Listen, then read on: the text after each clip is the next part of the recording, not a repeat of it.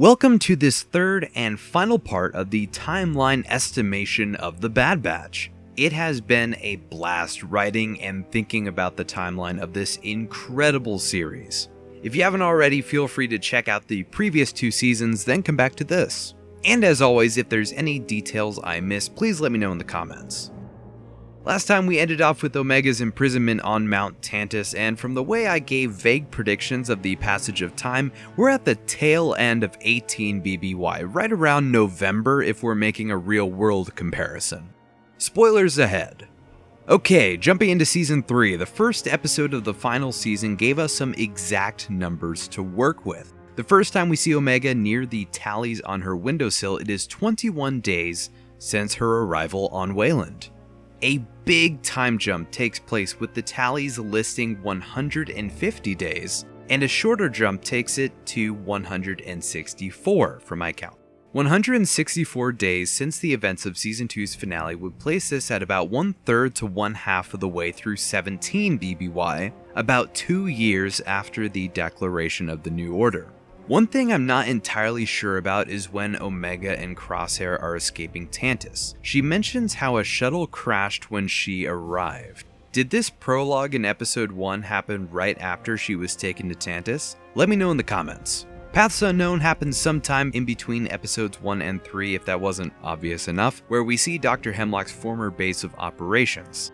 Since Hemlock set up shop in Tantiss at the start of Season 2, Episode 11, the destruction of this base happened prior to that episode, presumably. Omega and Crosshair escape Tantiss and are on the run, where a different approach happens right after Shadows of Tantiss. Omega and Crosshair manage to reunite with Hunter and Wrecker on one of Ryloth's moons, and she returns to Pabu.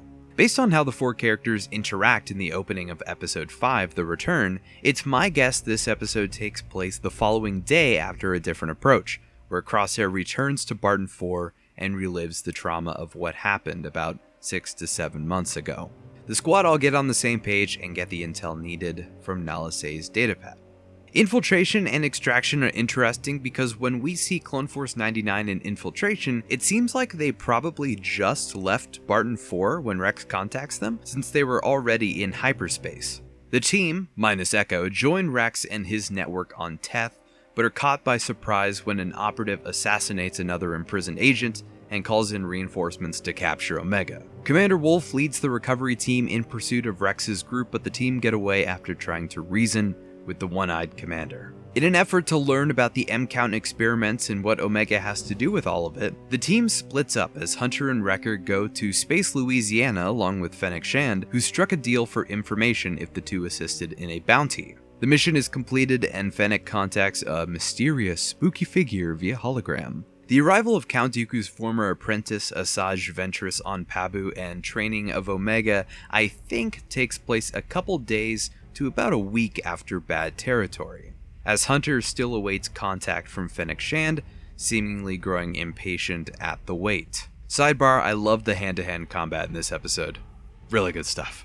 Following that, the 2-part release of Identity Crisis and Point of No Return happen very close to one another, but how that relates to time passing from the Harbinger, I'm not sure. It's interesting how Cad Bane is a Class 1 bounty hunter taking Force-sensitive children, much like he did in the Clone Wars, but throws Boba Fett under the bus like 30 years later for working for the Empire.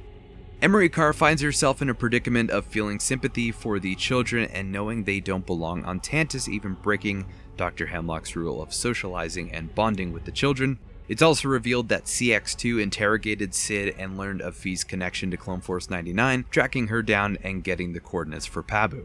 The rogue clones nearly finish packing up to leave the island, taking Ventress's words seriously about how they'll be found eventually. CX-2 blows up the Havoc Marauder, injuring Wrecker, and the Empire arrives on Pabu. The squad tried to escape, but Omega is forced to give herself up to save her brothers and the innocent people. Crosshair had planned on getting a tracking device on the operative ship, but he misses, leaving Omega to the mercy of the Empire. Omega is returned to Tantiss and the Empire leaves Pabu, placing Juggernaut as happening immediately after, though at some point Hunter, Crosshair, and Wrecker all reunited since they are all aware of Omega's capture now. They seek out someone who might know Tantiss's location, and the former Vice Admiral Rampart is that man. They break him out of prison, but Rampart reveals he doesn't know where the base is, but might know a way around it, as Omega is taken to the vault with the other specimens. The infiltration of Orbital Station 03, stowing away and hitching a ride on the science vessel through hyperspace to Tantiss, and the arrival on Wayland, along with Omega continuing to plot her escape, is all back to back. Go figure.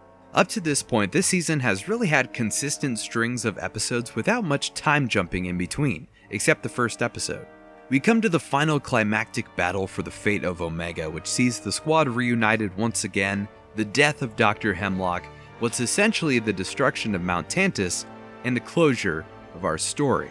It was also so breathtaking seeing the Imperial class Star Destroyer in this animation style for the first time as well, which Legends places the Imperial Star Destroyer as being used towards the end of the Clone Wars, but in canon I'm not really sure when the Imperial one was first made, but I'll just say that this was the first time it's ever been used. But then, much to my surprise, time jump! A much older Omega tries to sneak out aboard a miniature Havoc Marauder with an aged Hunter and Batcher waiting for her. After a very wholesome and emotional exchange, Omega departs to join the Rebellion's fight against the Empire as a pilot, with Hunter offering the Batch's help should she ever need it. I was admittedly worried that we'd end off this timeline video without anything too juicy to go off of, so yay for material. But seriously, when does this take place? First, let's go over before the time jump. With everything after the third episode of the season taking place all within what I'd assume is a very short period of time, and going off of my system from the previous two videos, I think this lands us at still about a third of the way through 17 BBY, probably closer to halfway through the year. With the tallies on Omega's windowsill added on to my estimations in prior seasons, along with how back-to-back everything felt in this season, midway through 17 BBY sounds right. Now for the time jump. Omega brings up the Rebellion, which hadn't officially formed until during Rogue One, which is right before A New Hope. We don't know how involved Echo, Emery, or Senator Chuchi are in the formation of the Rebellion, but it is possible that Omega was kept in the loop about developments, so she'd know about it around the time of Star Wars Rebels. But I'm going to venture a guess and assume this takes place shortly after the destruction of the first Death Star, considering the short supply the Rebels are on pilots after that encounter. So this takes place about 17-ish years after the true ending of the Bad Batch minus the epilogue. And that brings us to a close on this Bad Batch timeline discussion.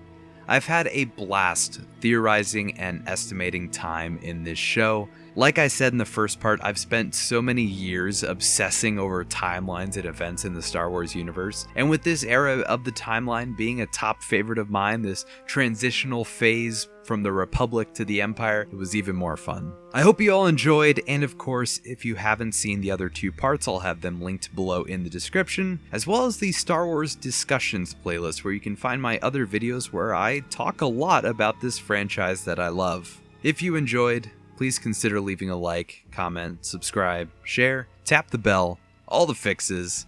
Take care, stay awesome, and may the Force be with you.